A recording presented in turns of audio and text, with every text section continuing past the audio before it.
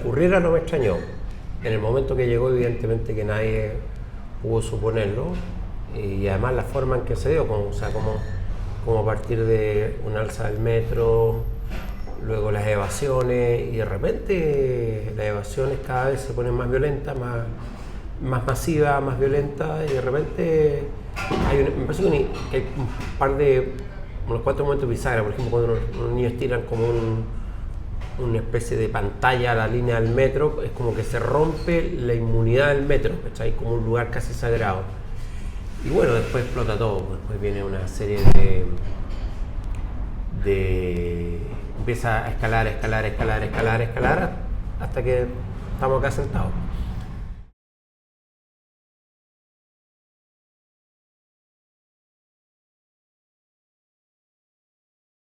Sí, porque estas cosas al final, si bien producen cambio, lo que pasa es que yo siempre tengo mucha duda de quienes sacan cuenta alegre de este tipo de cosas, porque al final las consecuencias son tan variadas y tan complejas que suponer que hay un final único, como un cuento, como una película, que ganan los buenos o ganan los malos, no es así, pues una sociedad tiene un tejido muy complejo. Entonces, creer que existe un resultado único, por ejemplo, creer que el resultado único es que se va a cambiar la Constitución, que es uno de los resultados, pero evidentemente que en el camino quedan muchas cosas. Cuentas pendientes, pobreza, porque la gente se empobreció, somos más pobres como país que hace un mes, gente que perdió todo, pero también verdades que fueron destruidas, verdades absolutas que eran muy regresivas, que nos tenían amarrados a un modelo que era intocable y que en el papel puede ser modificado ahora en adelante. O sea, ya no existen mantras ni mandatos divinos que impidan que tú puedas cuestionar el modelo económico, corregirlo, cambiarlo, modificarlo completamente, hacerle retoque. Durante mucho tiempo era un monolito esto, era un mantra, un absoluto, era una verdad revelada, escrita en piedra, en las tablas de la ley de Moisés. Y eso cambió. Y eso también es positivo, pero ¿cómo se articula eso? O sea, yo hasta el momento no veo que hay una pequeña modificación al proyecto de ley sobre las pensiones, donde va a haber un 2%, si no me equivoco, como fondo solidario. Creo, una vez allá lo echan para atrás, se echó en la modificación de la ley tributaria se cambió varias cosas, o sea, el reintegro se echó para atrás, que era prácticamente una concesión que le hacía Piñera a los grandes empresarios, y eso ya no corre.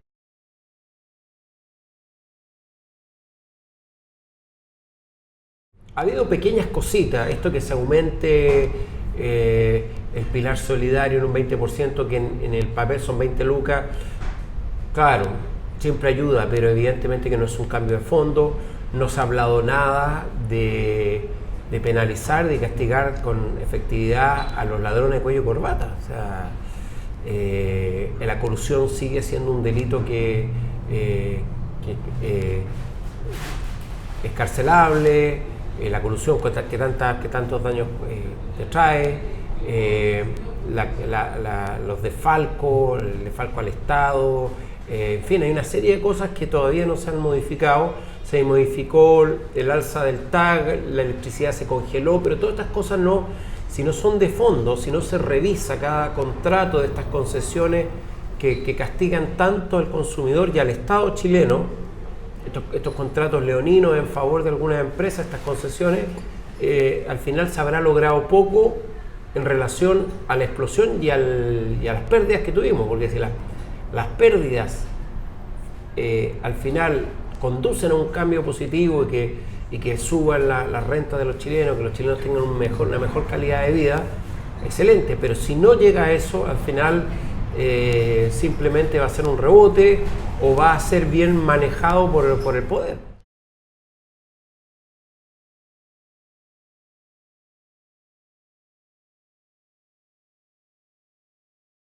Esto no es un problema de moral.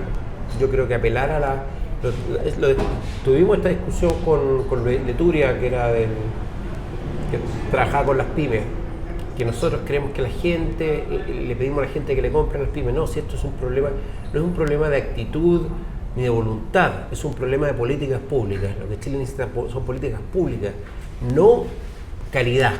No, es que si la gente da más, no necesitamos que la gente haga más caridad, lo que necesitamos es una política pública que haga un Estado, una estructura económica, un ecosistema económico más equitativo y más fluido. Eso es. Echa la ley, echa la trampa, por eso te pregunto si el empresario hoy día... Lo que pasa es que si tú haces una ley sin lobistas,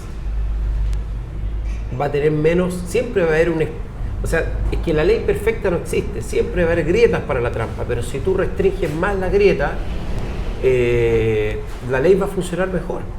Pero suponer que esto tiene que ser un cambio cultural, bueno, el cambio cultural tendría que modificar la educación en Chile y esperemos los 50 años. Pero primero hay que hacer políticas públicas.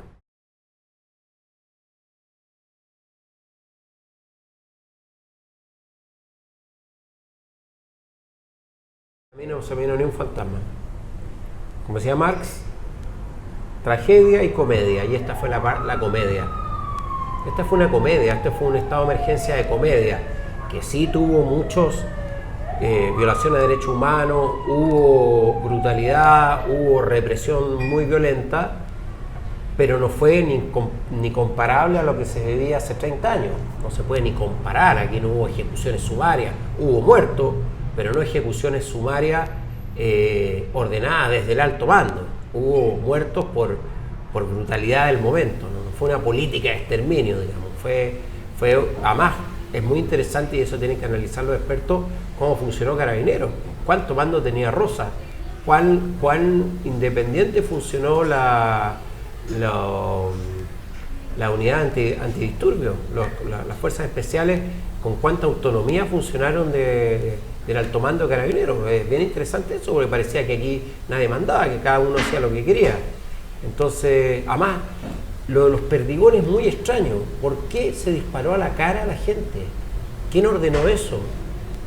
¿Fue espontáneo? ¿Fue una decisión que se tomó en las fuerzas especiales? ¿Fue una orden de parte del alto mando? ¿Por qué se hizo eso? ¿O simplemente que quienes tenían la orden de reprimir ni siquiera sabían, no estaban entrenados y dispararon a la que te criaste, dispararon a los ojos? Es algo que no lo podemos saber ahora, pero bueno, si se hace una investigación correspondiente, o los sumarios correspondientes, se podrá saber.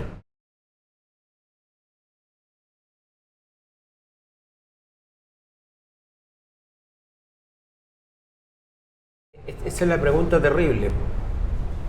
Esa es la pregunta terrible, porque al final el miedo, el terror es la que... Yo creo que el terror del día martes fue lo que provoca el acuerdo del día jueves. El terror del día del paro fue lo que provoca que el mundo político se tenga que alinear, y pese a pequeños egoísmos, a que la UDI quería meter a la fuerza la Constitución del 80 como alternativa si es que no se llegaba a acuerdo en algunos articulados. Yo creo que ese miedo terrible finalmente provocó, y esa es la paradoja de la historia humana. Porque al final tenemos una visión moral o hacemos una lectura política. Entonces, qué terrible que al final se tenga que quemar medio Chile para que el mundo político se ponga de acuerdo para hacer una reforma que estaba cantada, que pudieron haber hecho hace un mes. Qué terrible que tengamos que llegar a eso.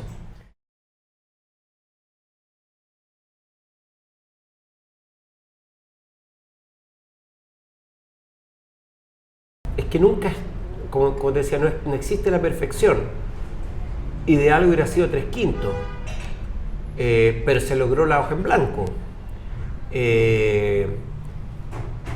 No es el acuerdo perfecto, pero es un avance gigantesco, y yo creo que todos los sectores lo reconocen, salvo gente de la UDI que va a votar que no al cambio constitucional, y seguramente van a hacer una campaña feroz por mantener la Constitución del 80. Pero me parece que hasta Lavín se descolgó de esa posición. Es un avance gigantesco, pero ese avance, que es un avance en lo institucional, en las reglas del juego, tiene que ser acompañado de un avance en leyes urgentes, en medidas urgentes. Por ejemplo, la salud pública necesita dinero fresco ahora para los insumos. miles de cirugías que están postergadas y que hay que hacerlas, y eso solo se soluciona entregando los recursos adecuados y no con la agenda social de Piñera, que, como lo dije en su momento, es un paquete cabrita sin cabrita y sigue siendo un paquete cabrita sin cabrita. Ahí Piñera ofrece la división en dos del Sename, algo que ha prometido 4 veces, o sea, recicló, hizo refritos de viejas promesas. Esa fue un engaño completo, pero se sigue manteniendo como el eje de la agenda que llamaba agenda social del gobierno. Yo no le creo nada. Para mí, esa agenda, salvo un par de cositas, que se le aumenta 20 lucas a los jubilados acá, no soluciona nada.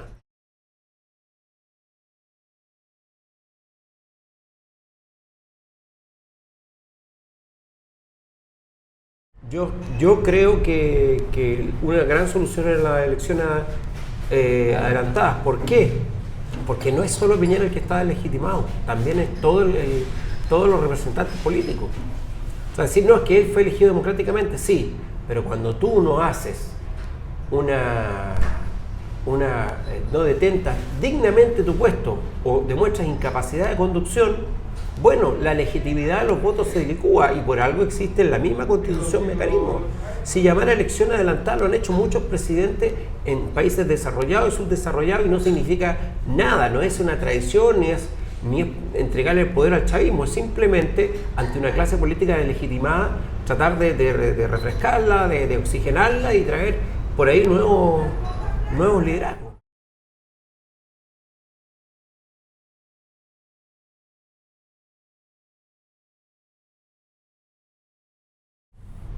O sea, yo no soy abogado constitucional, yo preferiría a la gente más preparada y la más...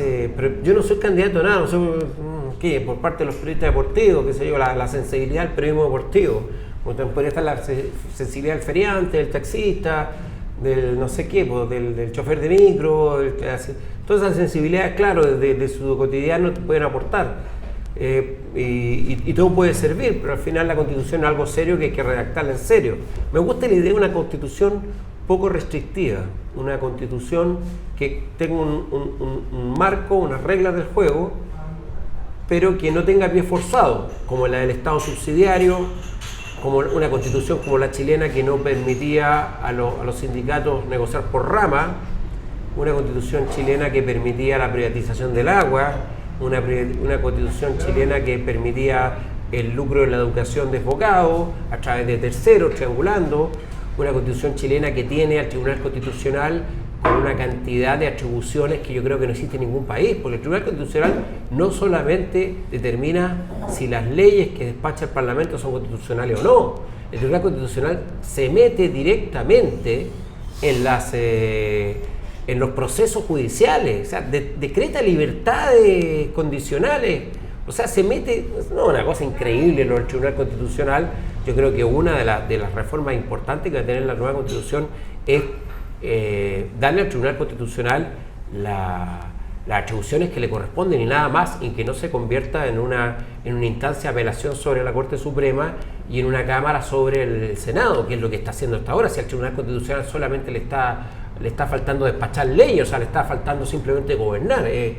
Y además, ¿cómo se conforma el Tribunal Constitucional? Ese cuoteo terrible, donde estaba metido este esbirro de Pinochet miserable, este que recibió en el común el hocico, ya ni me acuerdo cómo se llamaba ese pajarraco. Bueno, que ese tipo de gente llegue a presidir un Tribunal Constitucional en Chile y que determine que leyes, o sea, que se meta en todos los ámbitos del quehacer de las políticas públicas, me parecía increíble. O sea, un abogado pinochetista de cuarta, cuya única obra es una oda al corvo, estaba determinando en Chile qué leyes eran constitucionales, estaba determinando qué procesos, o sea, estaba fallando por sobre la Corte Suprema, estaba liberando a los presos Punta Peuco, un tipo que no era nada y tenía esa atribución. ¿Por qué? Gracias al cuoteo político. Entonces eso se tiene que cagar, y eso sí que es un gran avance a partir de todo lo que ocurrió.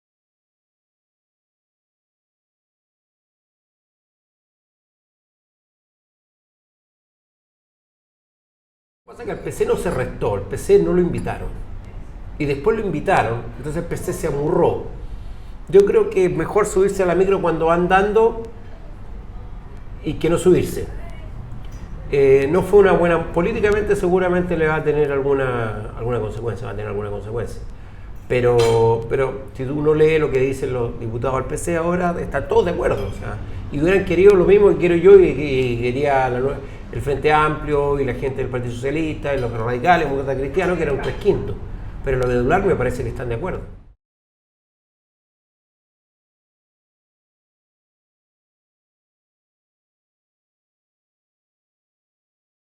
Pero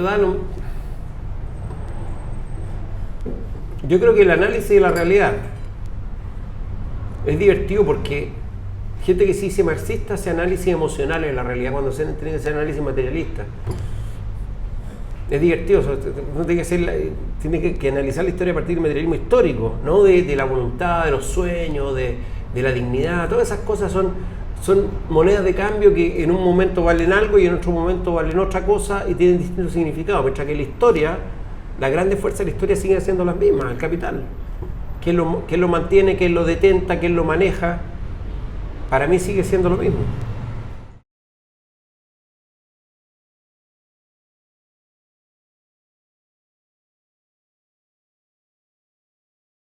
Estaba leyendo este ensayo de Canetti sobre la masa y el poder. La masa, cuando uno se integra, la masa se convierte en un uno total, y es como una voluntad colectiva. Es muy loco lo que ocurre. Y si la masa está en una dinámica violenta, tú te pones tan violento como violento. Es como una especie de un estado de enajenación. No estoy hablando de la marcha, que es distinta a la marcha. La marcha es más reflexiva, si bien hay una especie de comunidad, es reflexiva, van a un ritmo, hay una especie de diálogo entre todos. Pero en la masa, la barricada es otra cosa. Es un estado por algo, que es el mismo estado mental que tienen los soldados de la guerra o los legionarios romanos. Es una cosa se actúa como un núcleo duro que ataca y se mueve. Y no tiene miedo. Y no tiene miedo. Otros que no... Y se van sumando y va absorbiendo. Va reclutando.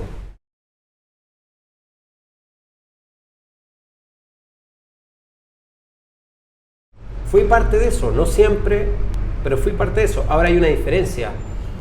Nunca se nos ocurría saquear. No estaba dentro de la dinámica el saqueo. Sí la barricada, sí el enfrentamiento a piedrazos, sí, pero nunca el saqueo. El saqueo no era parte... porque no entendíamos como legítimo robar. El robo no lo entendíamos como parte del proceso político que queríamos llevar adelante.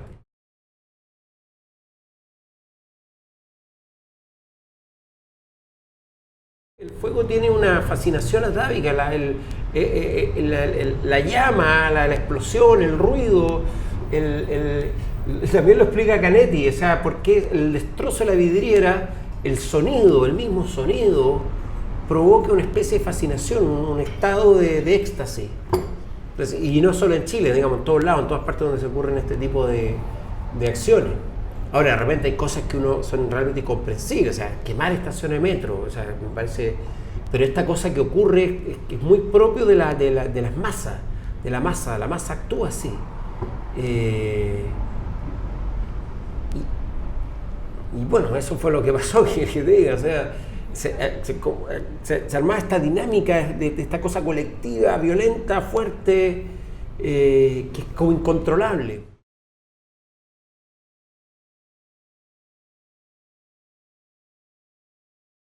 Yo creo que más que noticias, imágenes. Bueno, las imágenes de la gente tuerta.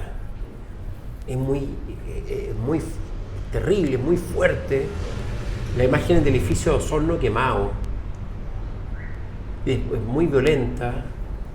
Hay muchas imágenes violentas, la ciudad entera rayada. Yo creo que hay una gran recopilación que hizo Álvaro Bizama para Radar de página 12, de frases espectacular, de frases de Rayado, que es un relato alfabético maravilloso. Hay muchas imágenes que a mí me han... No te podría decir una, pero esto de las caras que le falta un ojo, la desmembrada, es muy fuerte.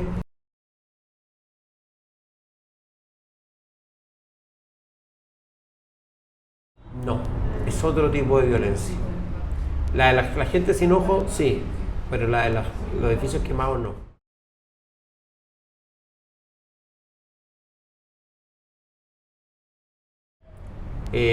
No, conversé con él. Me robó una foto, me la debe. Ah, no, conocí la historia de la foto que me robó Piñera. Bueno, resulta que su papá y mi abuelo estuvieron refugiados en el mismo lugar en la Primera Guerra Mundial. Vivían los dos en Francia, en una ciudad que se llama, en un pueblo que se llama Ardèche. Y arrendaron un castillo, sus respectivos padres. O sea, mi bisabuelo y el abuelo arrendaron un castillo. Y un castillo muy bonito, que creo que todavía existe por su patrimonio. Y mi mamá con mi abuelo lo visitaron en los 60 y mi abuelo compró una postal de los años 30 de ese castillo. Preciosa, preciosa, preciosa. Y una vez yo se la presté a Piñera para que le sacara una reproducción y me la robó. Me la robó. Porque yo dije, oye, tiempo de Sebastián, mi postal, no, te la devolví. Que en el fondo, o sea, lo raro hubiera sido que me la devolviera de vuelta, porque él siempre gana. Él siempre gana, gana, gana, y siempre negocia. Tal vez si yo le hubiera insistido, él me hubiera pasado una fotocopia de la... O sea, él siempre gana, él siempre hace trampa, él siempre se apropia.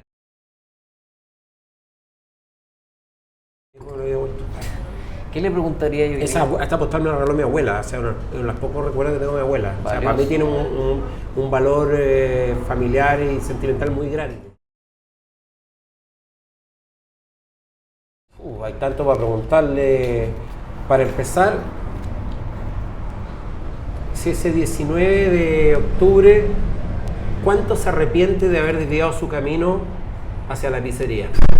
Porque hay momentos en la vida que tú equivocas el sendero y él equivocó el sendero, y ese sendero fue sin retorno. Porque para su sector demostró que era un indolente, un inepto, que no era capaz de leer la magnitud del desastre.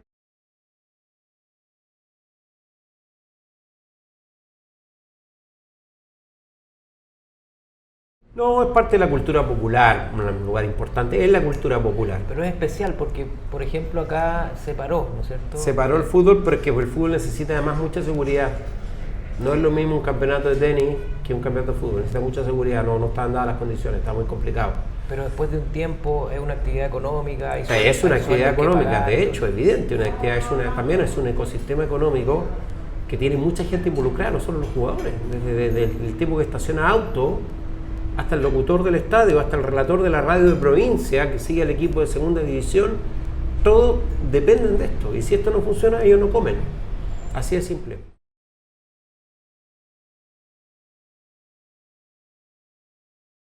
¿Por qué no va a volver el fútbol? O sea, ¿por qué? O sea, habría que cerrar este restaurante también. ¿Por qué? Porque, pucha, mientras no se resuelvan todos los problemas, nadie más hace nada.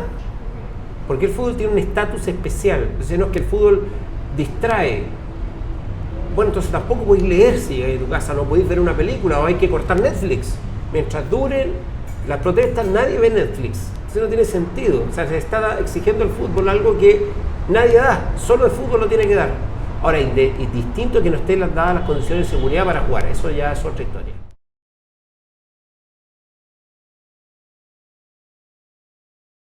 Me parece muy mal. Y yo tengo una teoría, que ya la he dicho. Para mí los jugadores vieron lo que pasó con Arturo Vidal y los ataques que recibió en las redes sociales y se asustaron ellos. Claro, para quedar bien. Porque además la manera que lo hicieron estuvo muy mal, porque hicieron una declaración a través de un Instagram y para la casa. Y fue tan mal que 2 días después tiene que salir Gary Medel a dar una entrevista larga al Mercurio que nunca había dado, ordenado seguramente por Fernando Felicevich a través del periodista que siempre hace la entrevista a todos los jugadores de Felicevich, para tratar de explicar bien esa misma explicación que pudo haber dado el miércoles en Pinto Durán. Y por último, discutible o no la decisión, al menos habrían dado la cara, porque no habían dado la cara. No puede ser que vengan, no jueguen y se vayan. Eso es lo que no correspondía. Si tú asumes una posición política, tienes que dar la cara, tienes que afrontar las consecuencias para bien y mal. pero las posiciones políticas yendo de para la casa no funcionan. Bueno, una decisión con costo además que puede significar la salida de Rueda. ¿Tú Sí, entenderías que se fuera Rueda? Yo creo que Rueda tiene todos los argumentos para irse.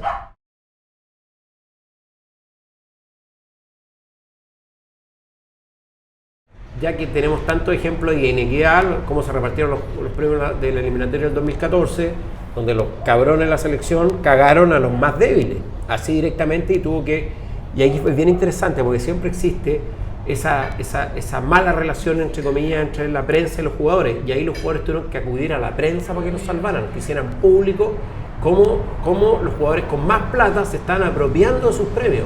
Y solo ahí reaccionaron. Y solo ahí reaccionaron, cuando fueron públicamente evidenciados.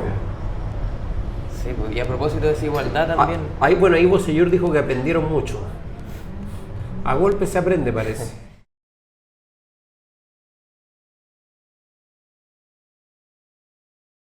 Ahí demuestra que también cómo opera esto, pues. La de Ruiz Tagle se suma a la que le había hecho a la Larraín Vial la misma comisión en septiembre por haber utilizado los votos de accionistas minoritarios que no habían dado la aprobación para que se utilizaran sus votos. Y a eso se suma que hizo una pasada Ruiz Tagle y también la hizo Moza, lo que demuestra que a la hora de recaudar estos tipos no se restan mucho o no se restan nada. Podrán tener mejores o peores modales, pero a la hora de recaudar y pegar el mangazo, no, hacer la pasada del orgasmo del mundo financiero.